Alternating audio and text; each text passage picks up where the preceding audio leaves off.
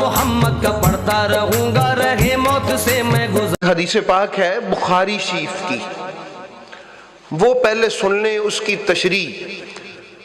آج آپ سمجھیں، آج آپ نا تھوڑے سے اوکھے ویڑے میں آ گئے ہیں، تھوڑی سی تقریر اور ٹیپ کی ہے میرے ذہن میں جو تھی، سن لیں لیکن یاد رکھ لیں آپ۔ حضرت جابر ابن سمرہ رضی اللہ تعالیٰ عنہما آپ فرماتے میں اپنے ابا جی کے ساتھ نبی پاک کے پاس گیا تو رسول پاک علیہ الصلوۃ والسلام کو میں نے فرماتے ہوئے سنا، ان ھذا الامر لا ينقضی حتی یمضی فیہ مثنا عشر خلیفتن۔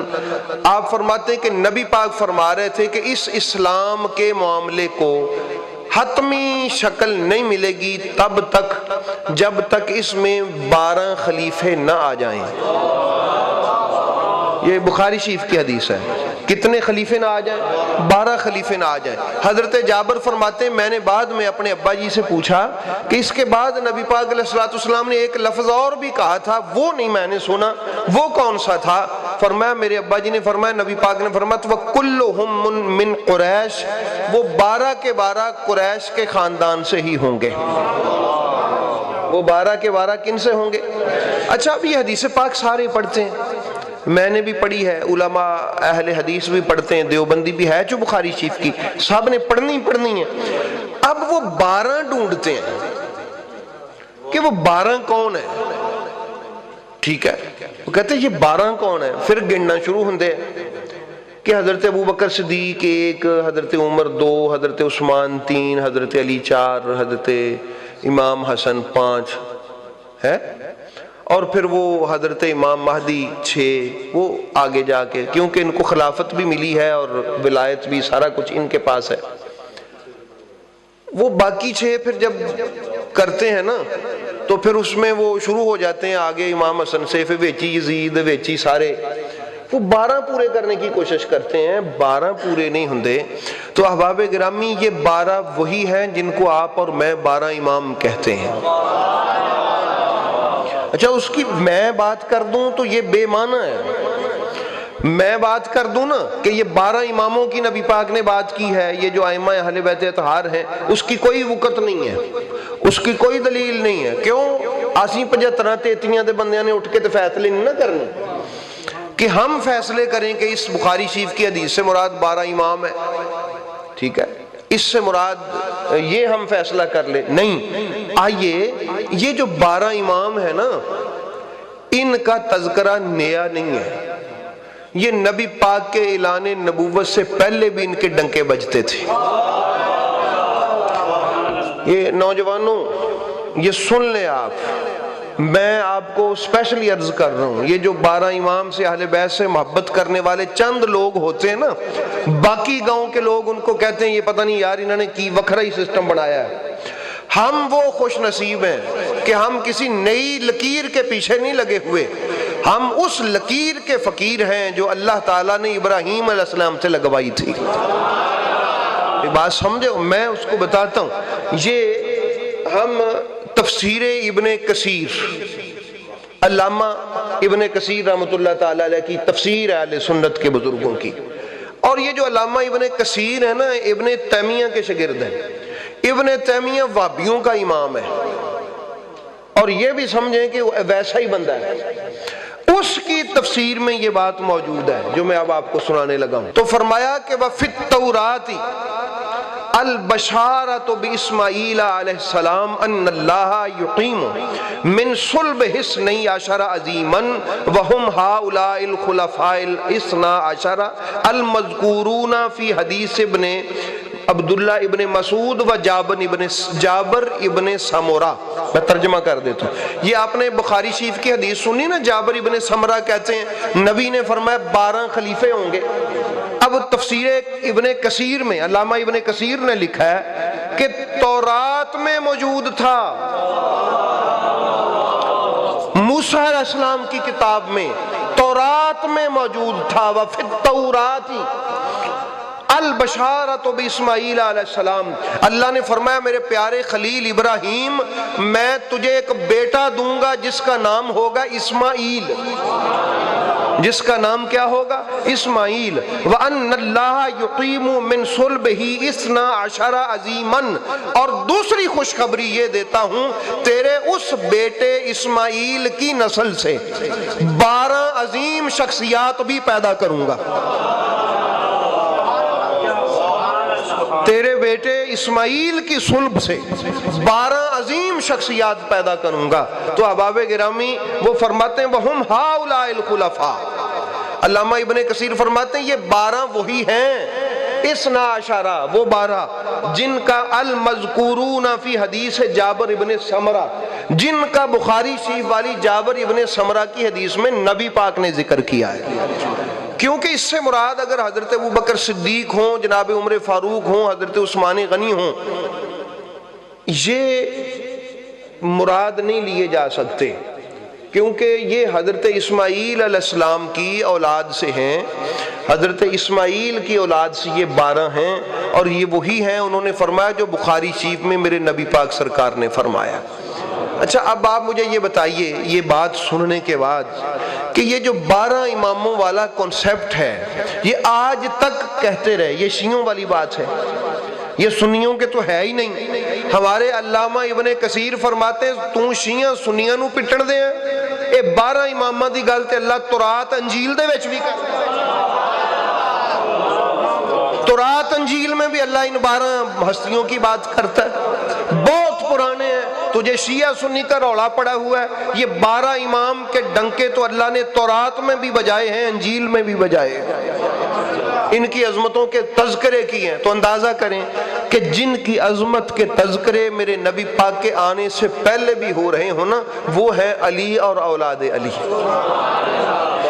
وہ علی اور اولاد علی ہیں۔ اور میں نے بلکہ برکت کے لیے یہ جو آج ہمارے یہ جو بائبل سوسائٹی انارکلی بازار سے شائع ہوئی ہے نا 1900 کچھ میں، یہ جو تورات اب بھی موجود ہے اس میں لکھا ہے انہوں نے، میں آپ سے یہ جو آپ شاید سمجھ سکتے ہیں، وہ فرماتے ہیں کہ اینڈ ایز فار اسماعیل علیہ السلام I have heard thee, behold, I have blessed him and make him fruitful and multiply him exceedingly 12 princes، یہ بھی اس میں shall he beget and will make a great nation، یہ بھی اسی میں، یہ تورات میں لکھا ہوا، آج بھی جو تورات موجود ہے اس میں یہ بات لکھی ہوئی ہے، اور اسی سے میں نے آپ کو پڑھ کے سنائی، اس میں بھی لکھی۔ اللہ پاک نے فرمایا کہ یہی بات، اس کا ترجمہ بھی یہی ہے کہ میں اے ابراہیم تجھے تیرے بیٹے اسماعیل کی بشارت دیتا ہوں،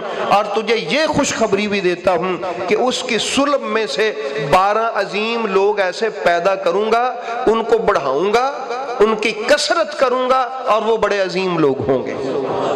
اور وہ 12 کون ہیں؟ وہ یہی 12 امام ہیں۔ اور یہ میں نہیں کہہ رہا، یہ ہمارے جو بزرگ ہیں، بہت سارے بزرگ، ایک نہیں، انہوں نے لکھا ہے کہ اس سے مراد یہ 12 امام ہی ہے۔ یہ آپ کو میں کیوں بتا رہا ہوں؟ آپ کا دل کرے تو بسم اللہ، نہ کرے تو کم از کم یہ مشورہ تو کر سکتے بھائیو ایویں نہیں من دے کہ تے لکھیا ہے تے من دے۔ ہمارے ایک بزرگ ہیں، انہوں نے یہ حدیث پاک لکھی ہے، انہوں نے لکھا ہے مواہب سید البشر فی حدیث الائمہ 12، وہ فرماتے ہیں کہ ثم اقول الی اللہ وارجع فی نیل المراد والفوز بالسداد، کہ جب یہ والی حدیث بخاری شریف کی میں نے پڑھی نا تو میں نے اس کو سمجھنے کے لیے اللہ کی بارگاہ سے مدد مانگی کہ وہ مجھے اس کو پڑھ کے منزل تک پہنچا سکتا ہے، میری رہنمائی صحیح کر سکتا ہے۔ وَيَحْتَمِلُ حَمْلُ أَصِحُّ الرِّوَایَاتِ فِي هَذِهِ الْحَدِيثِ عَلَى الْآئِمَّةِ الْاثْنَى عَشَرَ مِنْ أَهْلِ النُّبُوَّةِ۔ وہ فرماتے ہیں پھر میں نے یہ سمجھا اس حدیث بخاری شریف سے کہ اس کا معنی جو ہے وہ بہترین طریقے سے اگر کسی کے لیے استعمال کیا جا سکتا ہے وہ یہ 12 امام ہیں۔ یہ ہمارے اہل سنت کے بزرگ کہتے ہیں، وہ فرماتے ہیں بلا و باقی روایات ما تکلف وہو اسہل عندی من حملها علی معنی یشمل یزید و یوجب یہ ہے فرمایا کہ یہ یوجب الائمۃ اللسان من اعداء اہل سنت والجماعہ، آپ ارشاد فرماتے ہیں کہ یہ معنی ہم نے اس لیے کیا ہے کہ اس سے مراد 12 امام ہیں، اگر اس کے خلاف معنی کریں تو پھر انہاں 12 چ یزید بھی آندا ہے۔ اب یزید کو اس کو شامل کر کے اہل سنت کے خلاف اگر سازش کی جائے، اس سے بہتر ہے حدیث کو صحیح طرح سے سمجھیں اور یہ یقین کر لیں کہ بخاری شریف میں اس حدیث سے مراد ائمہ اثنا عشر یعنی 12 امام ہیں۔ 12 امام کون سے؟ مولا علی علیہ السلام، حضرت امام حسن، امام حسین، امام زین العابدین، امام جب باکر، امام جعفر الصادق، امام موسیٰ کاظم، امام علی رضا، محمد تقی، علی نقی، حسن عسکری اور مولا مہدی۔ یہ 12 ہیں، اور ان کا تورات اور انجیل میں بھی آپ نے ذکر سنا، اس لیے احباب گرامی یاد رکھیے۔ اچھا، ہمارے نا ایک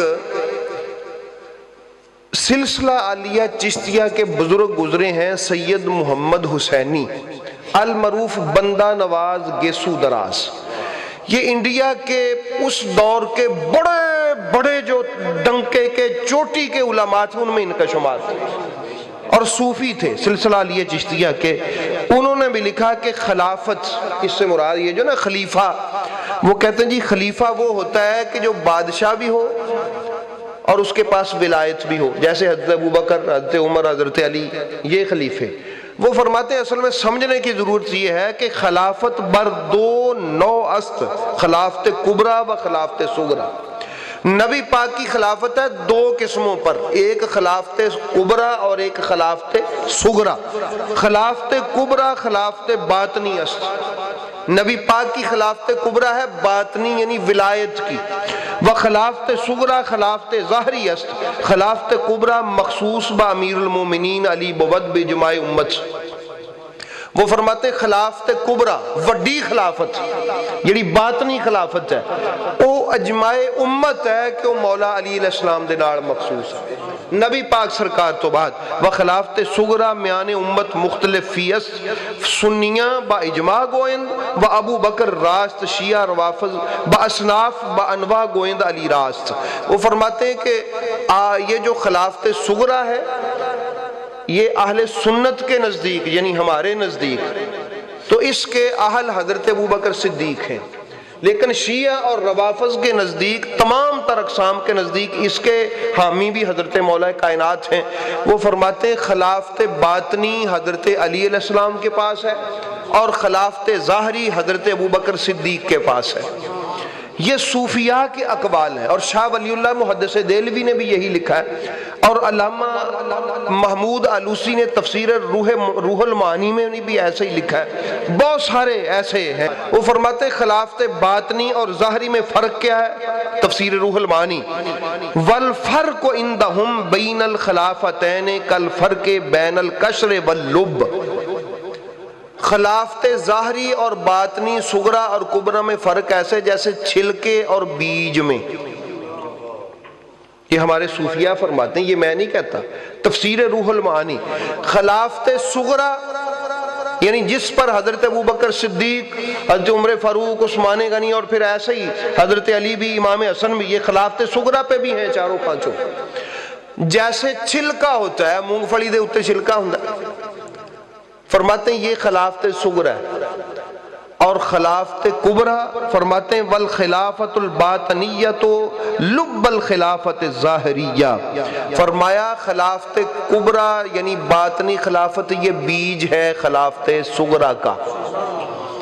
کس کا بیج ہے؟ خلافت صغریٰ کا۔ وَبِهَا يَذُبُّ عَنْ حقیقت الاسلام، اور خلافت صغریٰ سے، باطنی خلافت سے اسلام کی حقیقت کی حفاظت ہوتی ہے، اور وَبِالظَّاهِرَةِ يَذُبُّ عَنْ صُورَتِهِ، اور ظاہری خلافت سے اسلام کے ظاہر کی حفاظت ہوتی ہے، اس کے جہاد کی، نماز کی، روزے کی اور باقی ساری باتوں کی۔ یہ بھی کوئی چھوٹی بات نہیں ہے، اس سے اسلام کے ظاہر کی حفاظت ہوتی ہے۔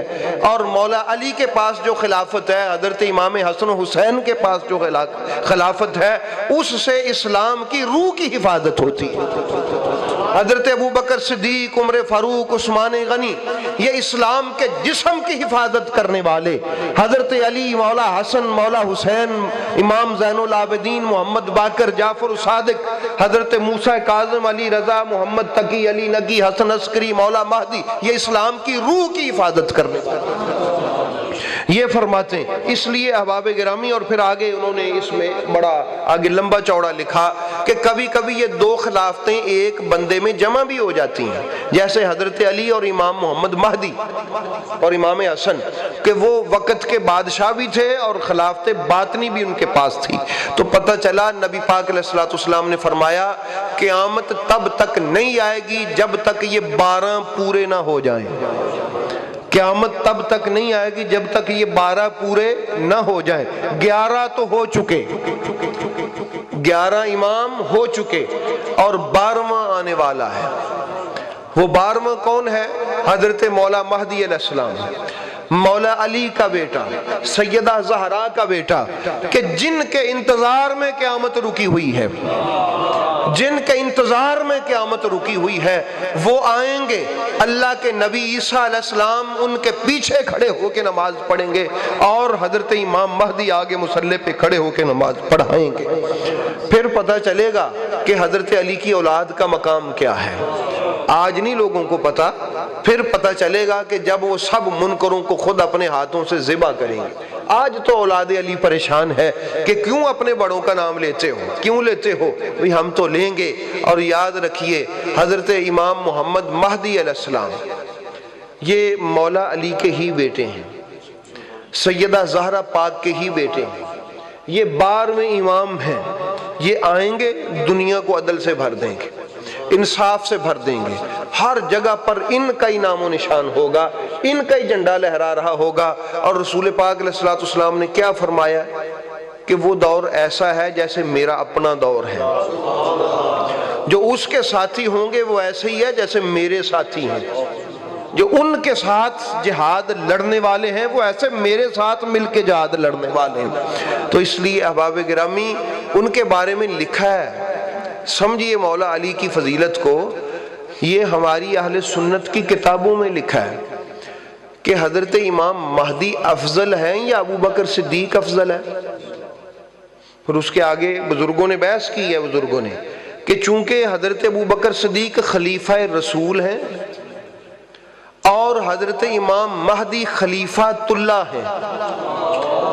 یہ میں نے نہیں خلیفۃ اللہ کہا، نبی پاک سرکار نے فرمایا کہ مہدی خلیفۃ اللہ علی الارض، اللہ کا خلیفہ رسول کے خلیفے سے افضل ہے۔ یہ حضرت علی کا بیٹا ہے، یہ بات سمجھ آئی ہے؟ اس لیے احباب گرامی یہ لڑائیاں جھگڑے بہت نیچے کی بات ہے، ان کی شان بہت بڑی ہے۔ بھئی ایسا ہے یا نہیں ہے وہ نہیں میں کہہ رہا کہ واقعی ایسا ہے جیسا انہوں نے لکھا ہے یا واقعی ایسا نہیں ہے، یہ ایک الگ مسئلہ ہے، لیکن یہ عرض کر رہا ہوں بزرگان دین نے، لکھنے والوں نے سب کچھ لکھا ہے کہ ان کی عظمت